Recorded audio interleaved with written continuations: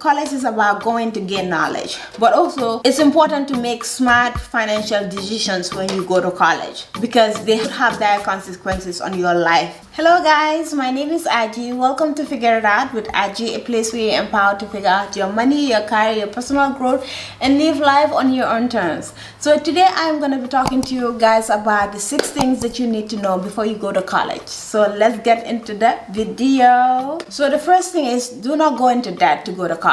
And what I mean by that is student loan debt, credit card debt to go to college. I say this because this has dire consequences on how your financial situation is going to look like after college.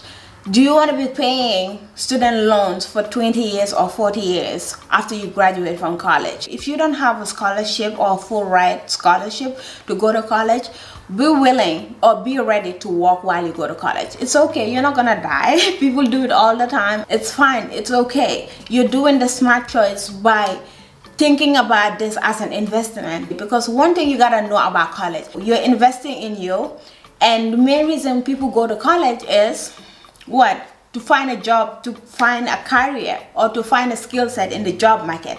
So think about it. Think about your return in investment. For example, let's say your goal was to be an art teacher in America. An art teacher, maybe the salary would be like between like $35,000 and $50,000, depending on what level of certification you have. Why would you need to, if that is the return in investment, why do you need to spend $100K to go to a private school to learn art? It does not make sense. So just going to college just for the sake of college experience is not worth it, because you're gonna live the rest of your life paying off that debt if you don't bite the bullet and just like pay off that debt. But most people don't do that. They spend their whole life, almost 20-40 years, paying off debt, and it holds you back. You know, it holds you financially because you're not able to do the things that you wanted to do. You're in debt. You're a negative. You're not even at a positive amount. So it affects your network in the long run. I had different jobs when I was in college. I was a tutor. I worked at the gym. I was at the cafeteria. Oh my God. And also, if you cannot afford to go to a private institution, do not go to a private institution just for the sake of the name. We've all seen that scandal that has been going on with people getting paid to get into these schools just for this, because they have the money or they have the notoriety. When you go to a job market or be a doctor or whatever, nobody asks you what school you are in. You know, they don't care. Are you competent in the work that you do? Because it doesn't matter. So if you can go to a public school university, it's cheaper, especially in the Midwest or other areas. You can get more money for your buck. You can do a work study. I did that. You know, I did almost all the works that you can think of, like that students can apply for when I was in college. It's not much, but at least you're doing something, you're working. Find a job off campus. Like you can find a job at a restaurant, at a bar or whatever, because usually when you go to a college town or university, usually it's a college town. So there's a lot of traffic in this service-based industry, so you can make a lot of money in the weekends. So get into it, be willing to work to go to school, because you're making the sacrifice now so that you don't have to pay for it later. So the second thing is to choose your major wisely. Think about your return on investment. Think about your passion and how you're gonna monetize that. Because like I said, if you spend $60,000 to $100,000 on something in a job that is only giving you $50,000, that is not a good investment. Think about majors that are aligned to high paying jobs. Also plan out your classes, because certain classes are not offered in certain semesters. So like in the university that I went to, certain classes that I needed to complete were not offered in certain periods of time. So like they were only offered in the spring or the fall. So when you miss that fall or the spring, you have to wait a whole another year to do that class. Talk to your academic advisor about that so that they can help you plan it out so that you don't have to stay more than you need to in college. So that is definitely a good thing to think about. You can go to websites such as Rate My Professor and look at your professors that are offering those classes look at the reviews. So these are websites that review professors and tell you basically how these professors are. So the reviews are coming from other students. So this is very important because sometimes a professor can make or break a class. So you can look at the reviews. They can tell you how hard the class is or how easy it is, what the professor is like, what they like, what they do not like, and all that jazz. It helps you make a better decision. So ratemyprofessor.com is a good resource if you're in college or you're thinking about going to college. Third thing you need to know about is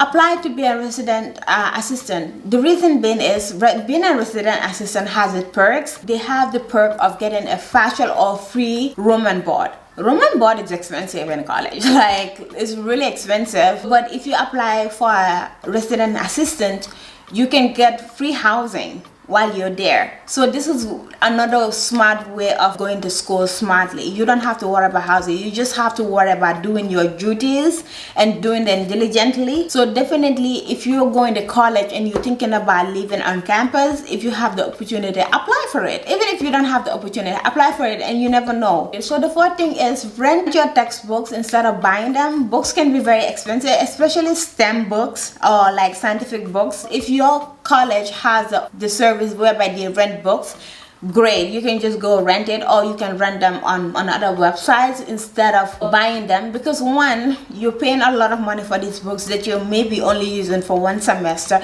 and also books takes a lot of space, especially these textbooks. Buy books, you can also sell it, you know, online, or you know, rent it to other people as well. So that is also a good way, a good financial move that you're making, because trust me, college is about going to gain knowledge, but also it's important to make smart financial decisions when you go to college, because they have dire consequences on your life after you finish college. So it's important to think about these and know about them. So the fifth one is to apply for scholarships like your life depends on it. Like, this is a game changing. Before you go to college, if you can apply to as much scholarships as you can to cover all of your tuition, or almost maybe all of it, good for you, kudos to you. So scholarships come in different forms. It could be academic scholarship, it could be athletic scholarships, it could be company scholarships, alumni scholarship. There are different kinds of scholarships. You want to make a smart decision, well-rounded decision when it comes to education, because when it comes to college, because college is not cheap, you know.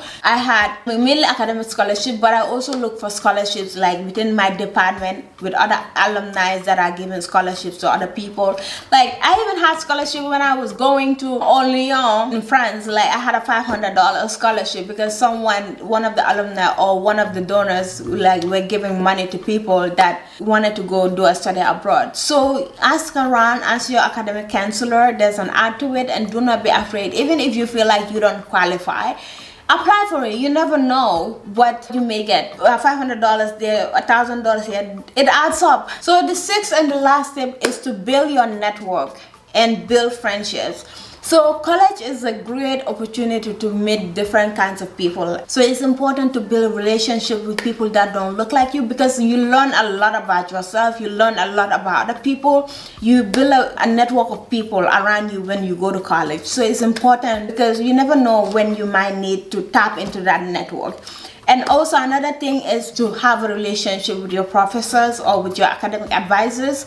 If you see a professor that you gel with or you have a good rapport with, don't be afraid to like approach that professor and build a relationship with them. They can advise you on your careers that you can take, on courses that you can take. They can teach you a lot about life even. That's an important one. And also they will come handy if you want to go to graduate school. You know, if you have a good relationship with you can ask for a recommendation letter. And also have fun. You know, if you're in college, have fun, be you, like make friends, build relationships.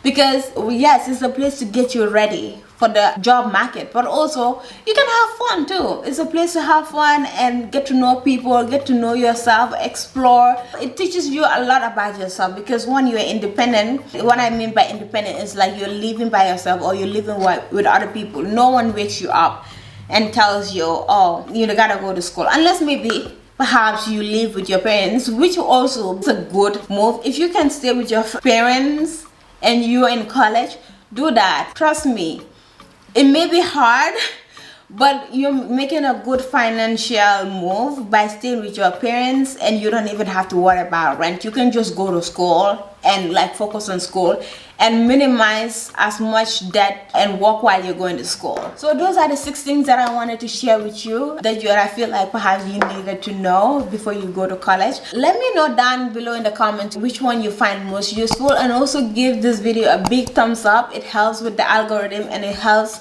with letting me know what kind of videos that you like. And also another thing, check out my blog, Figure It Out with Ajit.com. Comment, like, subscribe. I hope you guys enjoyed this video. Until then, I will see you when I see you. Bye.